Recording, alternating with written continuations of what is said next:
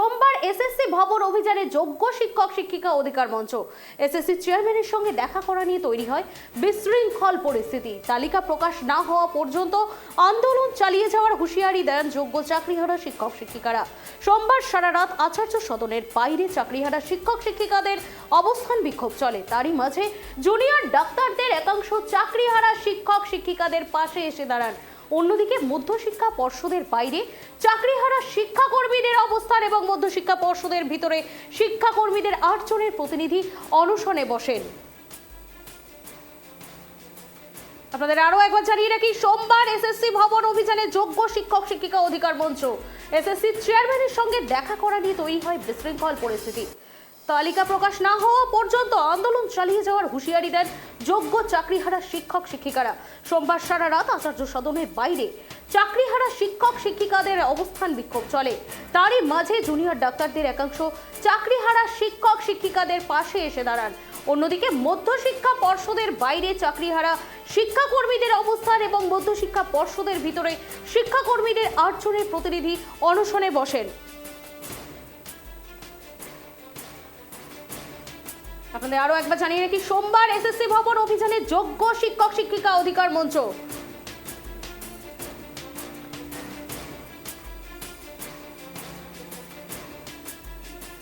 এই মুহূর্তে আমার সঙ্গে লাইভ রয়েছে আমার প্রতিনিধি অভ্রদীপ। অভ্রদীপ, এই মুহূর্তে এসএসসি ভবনের সামনে চাকরিহারাদের ঠিক কি পরিস্থিতি রয়েছে?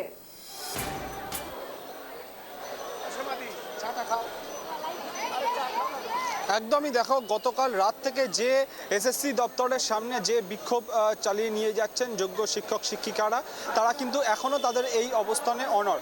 আমাদের সঙ্গে রয়েছেন আন্দোলনের মুখ সুমনদার সঙ্গে আমরা একটু কথা বলে নেব। দাদা, গতকাল তো আপনারা এসএসসি চেয়ারম্যানের সঙ্গে দেখা করলেন, সেখান থেকে কি সিদ্ধান্ত হলো?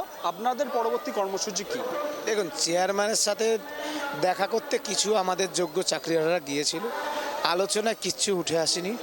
তিনি বললেন যে 9-10-এর 3টে ফেজ, 11-12-এর 2টো ফেজ কাউন্সিলিং যাদের হয়েছে তাদের যোগ্য অযোগ্যের তালিকা দেবেন। আমরা কেন মানব? আমাদের পরিষ্কার বক্তব্য, এসএসসি 2016 প্যানেলে যারা নিয়োগ হয়েছে তাদের মধ্যে কারা যোগ্য কারা অযোগ্য সেই লিস্ট প্রকাশ করে সার্টিফাই করে দিক।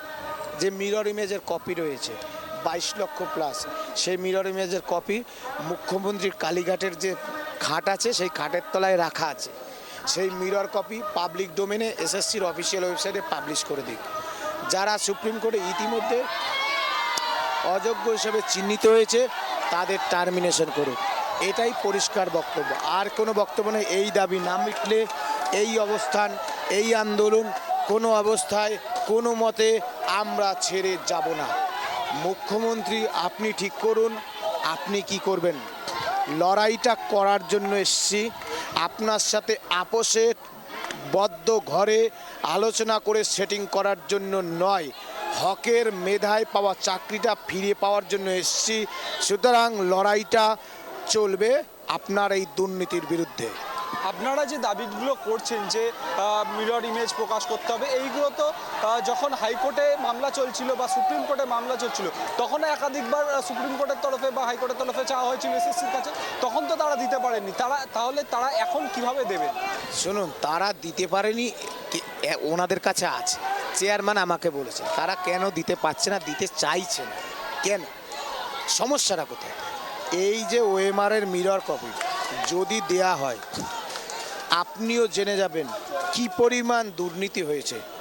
যোগ্য চাকরি, শিক্ষকতার মতো চাকরি কিভাবে বিক্রি করেছে মমতা বন্দ্যোপাধ্যায়ের নাকের ডগায় বসে তার ভাইয়েরা, তার মিনিস্টাররা। এটা বাংলার মানুষের কাছে পরিষ্কার হয়ে যাবে। সুতরাং মুখ্যমন্ত্রী সত্যের মুখোমুখি হতে ভয় পান, তার গদি হারানোর আশঙ্কা আছে।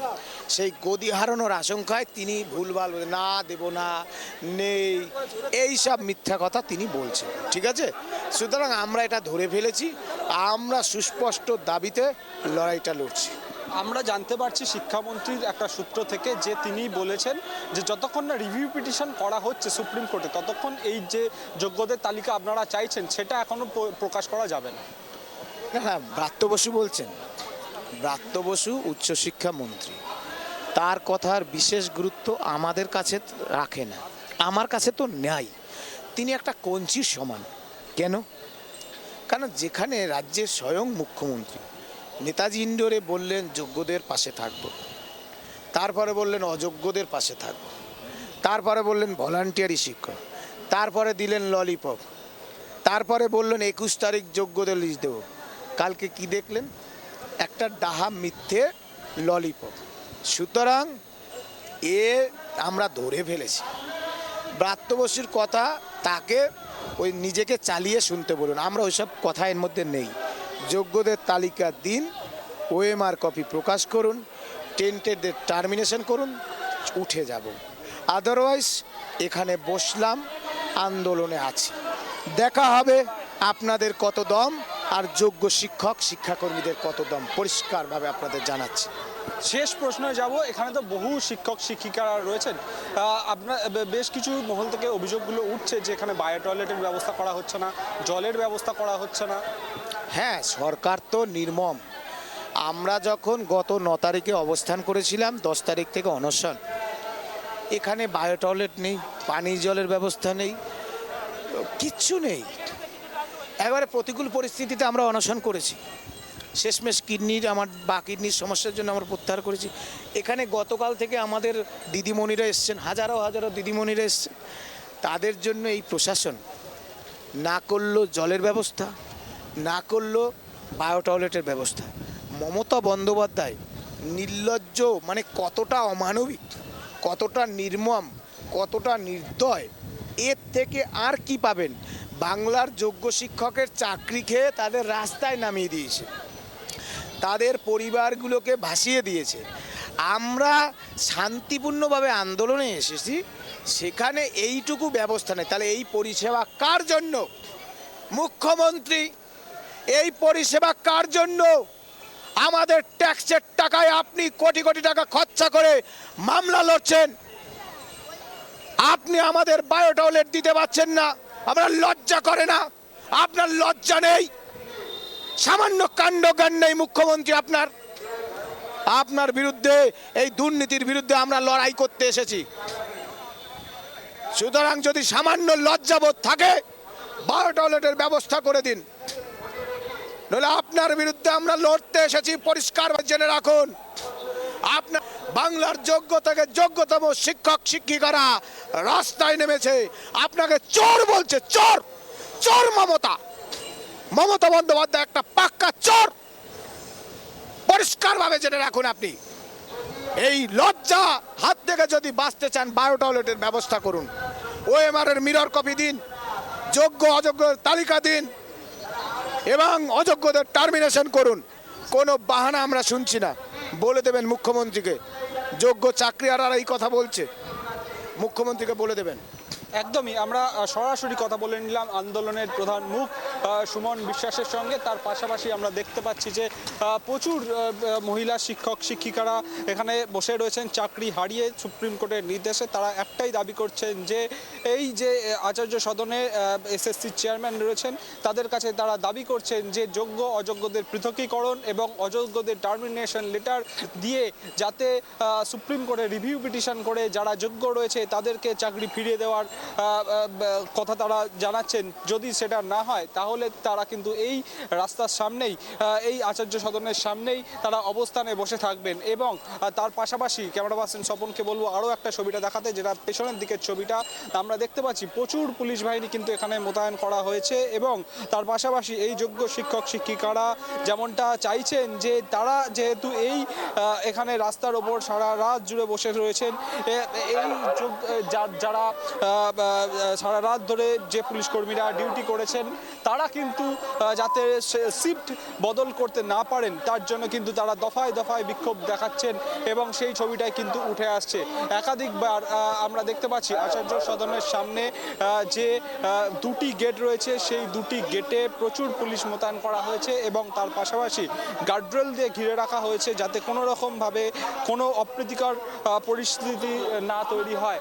এবং আমরা দেখতে পাচ্ছি বহু শিক্ষক শিক্ষিকা এবং তারা এইখানে বসে রয়েছেন, কেউ কেউ শুয়ে রয়েছেন। সারা রাত জুড়ে তারা অবস্থান বিক্ষোভ চালিয়ে নিয়ে গেছেন, তারা বিক্ষোভ দেখিয়েছেন।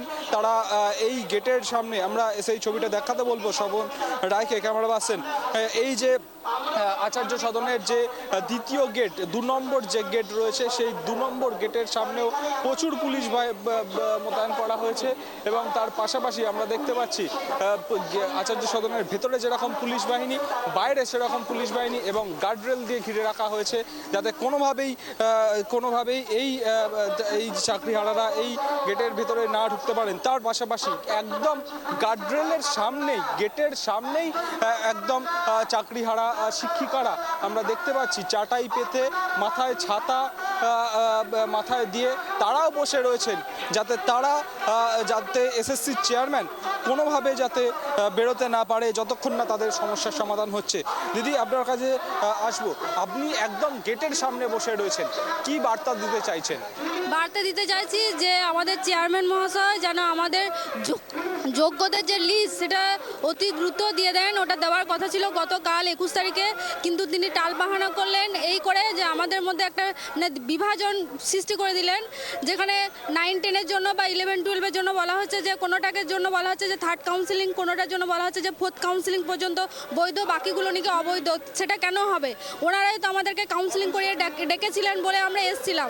আর দ্বিতীয় কথা হচ্ছে, প্রথম এবং দ্বিতীয় কাউন্সিলিংয়ে যারা ওএমআর ম্যানিপুলেটেড, মানে যারা সাদা খাতা অ্যাকচুয়ালি বলে, যারা মাটি মাল অ্যাকচুয়ালি বলে, কোট আনকোট মাটি মাল, তারা কিন্তু কি করেছিল, ফার্স্ট এবং সেকেন্ড কাউন্সিলিংয়ে বেশি বেশি নাম্বার নিয়ে তারা ছিল। সেই কারণে আমরা 3rd 4th-এ আসতে বাধ্য হয়েছি তাদের জন্য। না হলে আমাদের কাউন্সিলিং হতো ফার্স্ট এবং সেকেন্ডে, তাহলে আমরা 3rd 4th কী করে অবৈধ হয়ে যায়, কী করে আমাদেরকে টেন্টেড উনি বলতে পারেন? সেই কারণে আমরা এখানে অবরোধ করে আছি এবং ওনাকে যতক্ষণ না উনি লিস্ট ঠিকঠাক দেবেন এবং আমাদেরকে সেটা সার্টিফাইড না করবেন, ততক্ষণ আমরা এখান থেকে এক চুলো লড়বো না এবং আমাদের এই অবস্থান বিক্ষোভ এবং আন্দোলন চলতে থাকবে এবং এটা আরও তীব্র থেকে তীব্রতর হবে। আপনারা এখানে বসে আছেন, যতক্ষণ না আপনাদের যোগ্যদের তালিকা প্রকাশ হচ্ছে ততক্ষণ এসএসসি চেয়ারম্যানকে আপনারা বেরোতে দেবেন না। পুরো পূর্ণাঙ্গ তালিকা, বৈধদের পূর্ণাঙ্গ তালিকা, যেখানে কোনো একটা বৈধ যেন বঞ্চিত না হয়, সেই পূর্ণাঙ্গ বৈধদের তালিকা আমরা এখানে চাইছি এবং সেটা তিনি সার্টিফাইড করে দেবেন যে এখানের মধ্যে একটাও অবৈধ নেই। এবং সেখানের মধ্যে প্রথম থেকে যতগুলো কাউন্সিলিং হয়েছে সমস্ত কোর্ট অর্ডার মেনে হাইকোর্টে হয়েছে, সেই অনুযায়ী উনি যেন সেটা করার ব্যবস্থা করেন, সেই জন্য আমরা আছি এখানে বসে এবং সেটা চলবে। একদমই আমরা দেখতে পাচ্ছি যে যোগ্য শিক্ষক শিক্ষিকারা যেটা বলছেন যে যতক্ষণ না যোগ্যদের তালিকা প্রকাশ হচ্ছে ততক্ষণ তারা কিন্তু এই স্থান ছেড়ে যাবেন না এবং তার পাশাপাশি তারা এই অবস্থান বিক্ষোভ চালিয়ে নিয়ে যাবেন। অভ্রদীপ, তোমার কাছে আরো একটা বিষয় জানতে চাইবো যে এসএসসি ভবন থেকে কি কিছু জানানো হয়েছে যে কতক্ষণে এই তালিকা প্রকাশ হতে পারে?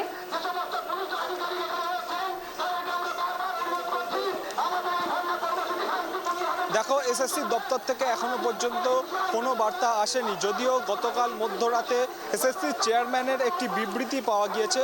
সেই বিবৃতি তোমাকে আমি পড়ে শোনাতে চাইবো। সেই বিবৃতিতে কি বলা হচ্ছে? এসএসসির চেয়ারম্যান একটি বিবৃতি দিয়েছেন, সেখানে বলা হচ্ছে সুপ্রিম কোর্টের নির্দেশ মেনেই চলবে স্কুল সার্ভিস কমিশন। এ ব্যাপারে অবস্থান স্পষ্ট করে দেওয়া হয়েছে, যারা ক্লাস নিচ্ছেন সেই শিক্ষকদের নিয়ম অনুযায়ী বেতন হবে, সংশ্লিষ্ট দপ্তর থেকে নিয়ম মতোই বেতন দেওয়া হবে শিক্ষকদের। যোগ্যদের তালিকা প্রকাশের বিতর্কের মধ্যেই এই এসএসসি চেয়ারম্যানের বিবৃতি সামনে আসে। তিনি আরও যে বিবৃতিতে যেটা জানিয়েছেন যে এসএসসি চেয়ারম্যানের বিবৃতিতে আরও জানা যাচ্ছে যে 2016 সালে যে শিক্ষক নিয়োগ হয়েছিল তাতে স্পষ্ট করে বলা আছে এসএসসি মাননীয় সুপ্রিম কোর্টের নির্দেশ মেনেই চলবে। দ্বিতীয় বিবৃতিতে এটাও বলা হচ্ছে যে স্কুল শিক্ষা দপ্তর জানিয়েছে যে সমস্ত শিক্ষক চাকরি করছেন তাদের বেতন হবে, যারা যোগ্য এবং যারা বঞ্চিত তাদের বেতন দেওয়া হবে।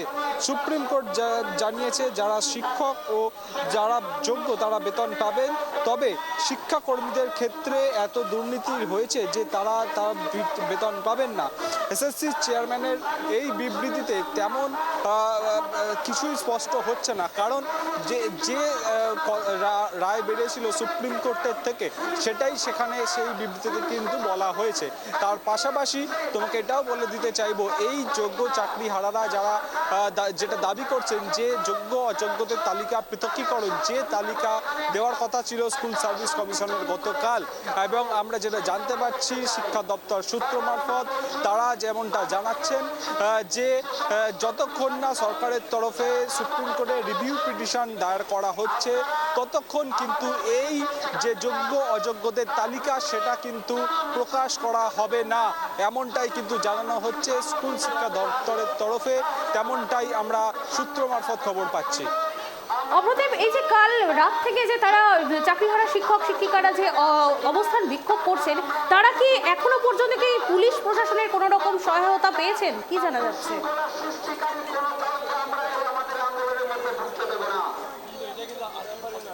দেখো, পুলিশ প্রশাসনের সহায়তা তারা পাচ্ছেন না, তেমনটাই কিন্তু তারা গতকাল রাত্রির থেকেই জানাচ্ছেন। গতকাল গভীর রাতের দিকে তারা যখন পুলিশ প্রশাসনের কাছে এই দাবি নিয়ে যান যে তাদের জন্য প্রচুর মহিলা শিক্ষিকা এখানে রয়েছেন, পুরুষ শিক্ষকরা এখানে রয়েছেন, যাতে তাদের জন্য প্রচণ্ড গরমের মধ্যে জলের ব্যবস্থা, পানীয় জলের ব্যবস্থা এবং বায়ো টয়লেটের ব্যবস্থা যাতে পুলিশ প্রশাসনের তরফে করা হয়, কিন্তু এখনো পর্যন্ত ঘড়ির কাঁটায় প্রায় 10টা থেকে 10:30 বেজে গেছে সকাল, এখনো পর্যন্ত কিন্তু সেই জলের, পানীয় জলের ব্যবস্থা বা বায়ো টয়লেটের ব্যবস্থা সেটা কিন্তু এখনো পুলিশ প্রশাসনের তরফে করা হয়নি।